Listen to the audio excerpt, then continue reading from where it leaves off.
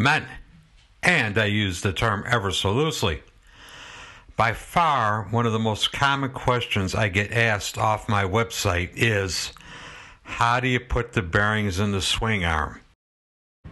Even though I've answered this question on my website, if you click on Tech Info and scroll down to FAQ, which for those of you who ride the short bus to school stands for Frequently Asked Questions, you scroll down, whoops, missed it, go back up.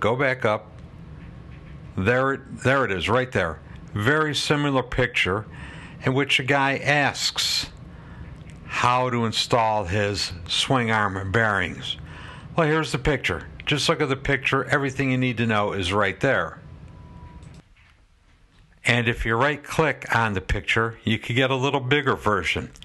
And yeah, I suppose I could have made it bigger, but I didn't. It is what it is.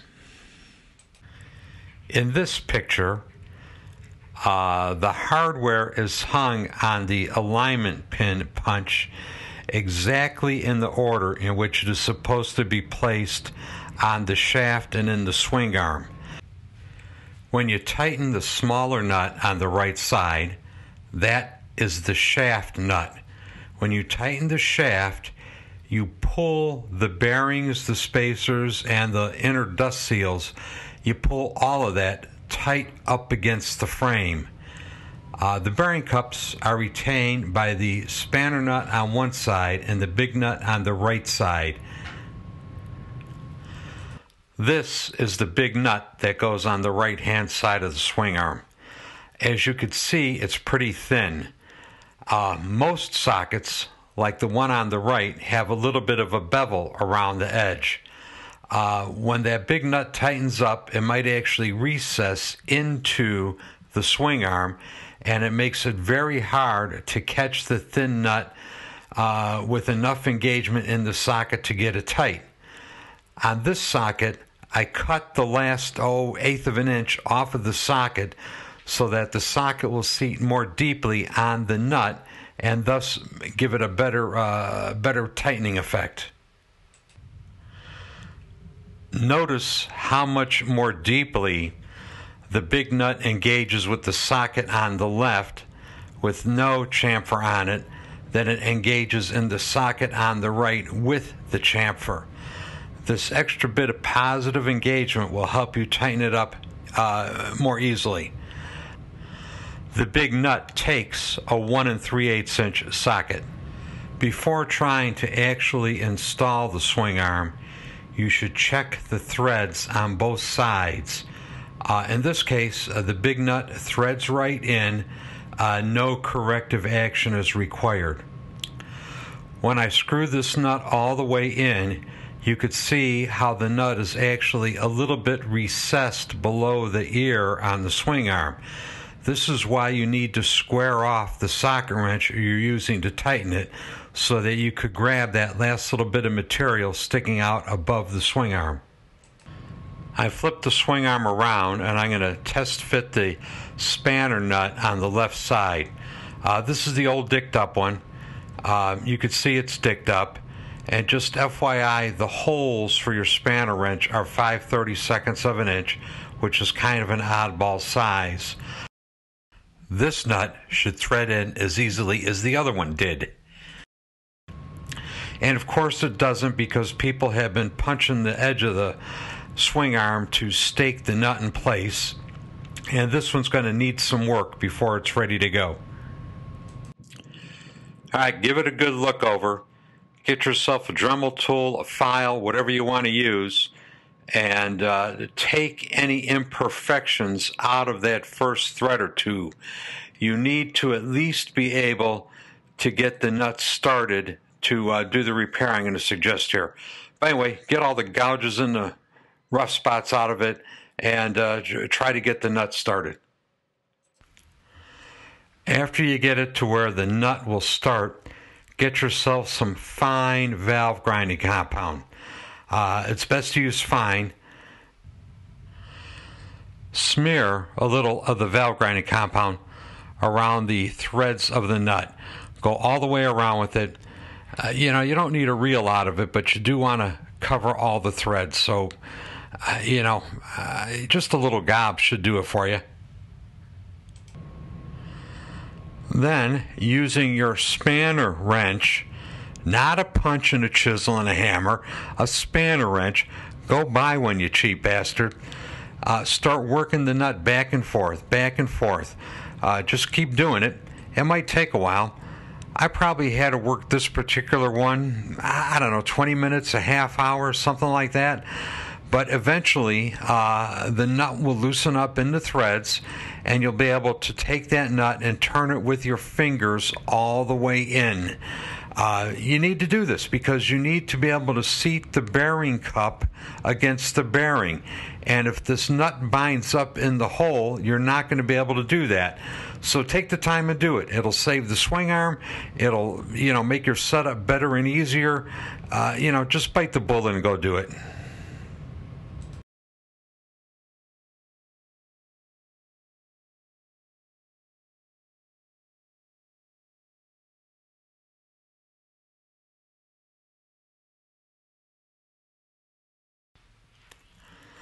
Okay, obviously you want to clean all the valve grinding compound out of there. You want the threads clean and smooth. And look at that. The nut goes in with my fingers. It goes all the way down to the bottom of the threads. That's exactly what you want. If you got to force it in, you're not going to be able to tighten the bearing cup up against the bearing.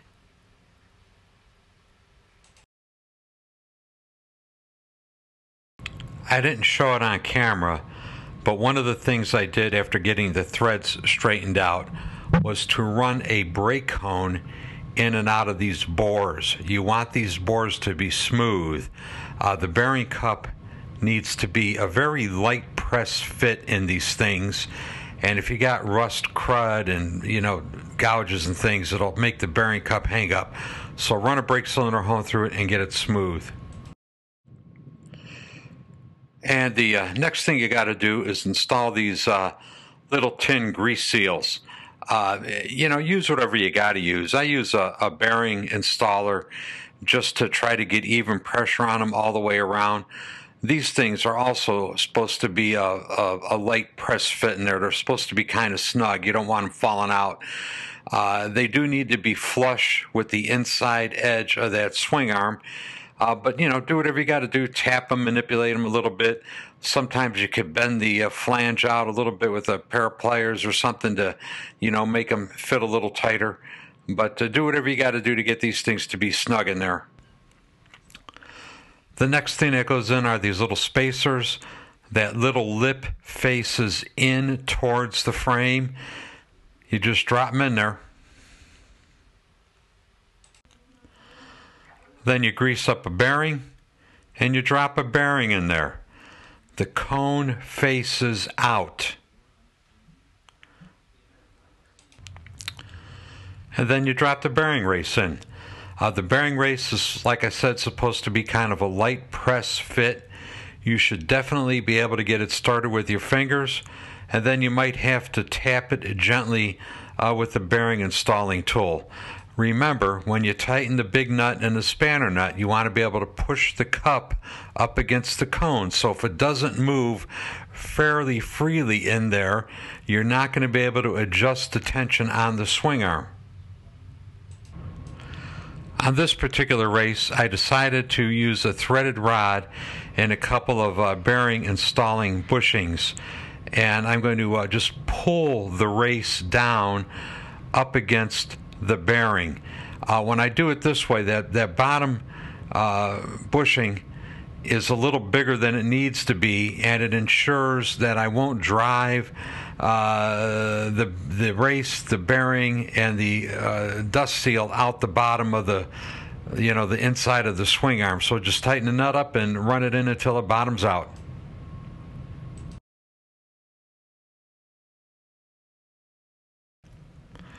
You know, and you might be able to tell by watching me tighten this that it's not taking a great deal of force. And that's just evidence of a very good fit between that bearing race and the swing arm. You know, it's supposed to take some force, but not a ton of force. You want it to be snug, but not too snug. So just run it in until it bottoms out the bearing, and you're good to go. So I flipped the swing arm around so you could see the installed assembly here. Everything is nice and flush with the inside of the swing arm. I'll do the other side, and that should slip right over the lugs on the frame, no problem.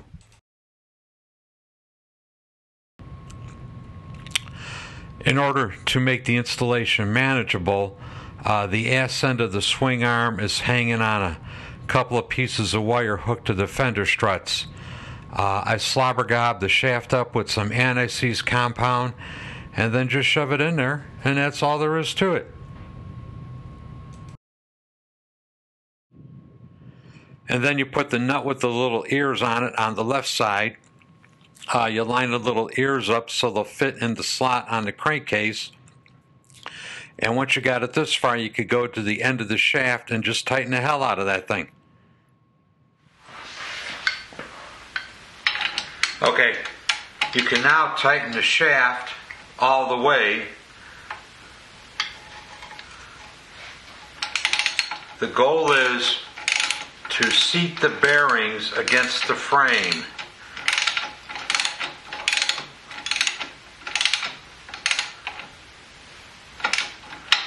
And you can tighten them up to full torque. I don't know what it's supposed to be. It's going to be pretty much as tight as I could get it. That's pretty tight. And now we can put the bearing race lock nuts in. Okay, and now using your adjustable pin spanner, you insert the lock nut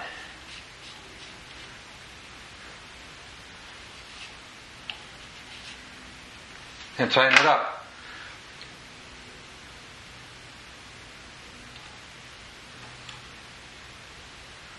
We're going just for snug right now. And then you go around the other side and you tighten up this one. And we're going to go just for snug right now. And you see this one's moving fairly easily. Right now I'm pushing that bearing race up against the bearing.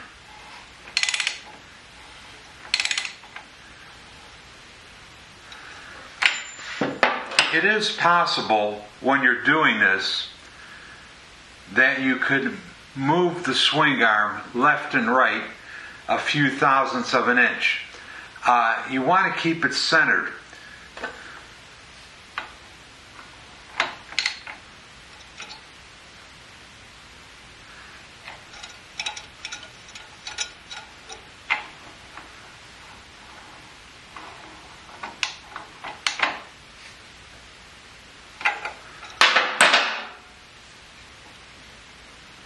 And I feel no back and forth movement in this swing arm at all. We're going to tighten up this side some more.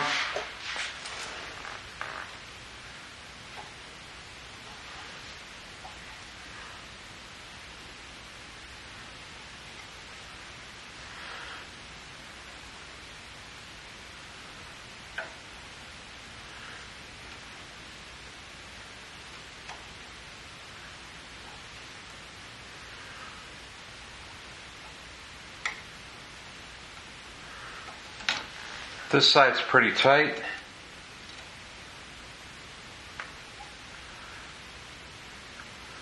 No lateral play.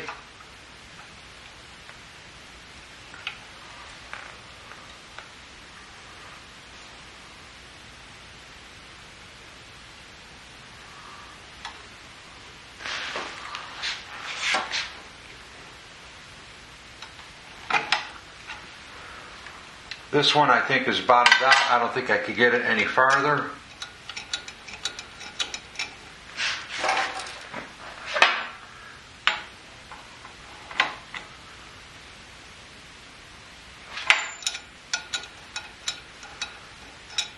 I like it.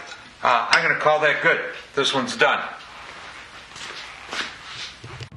And with that, I am out of here. Hey, do me a favor. If you found this video to be the least bit informative, hit the like button, hit the subscribe button. It really helps me out. Thanks for watching. Bye.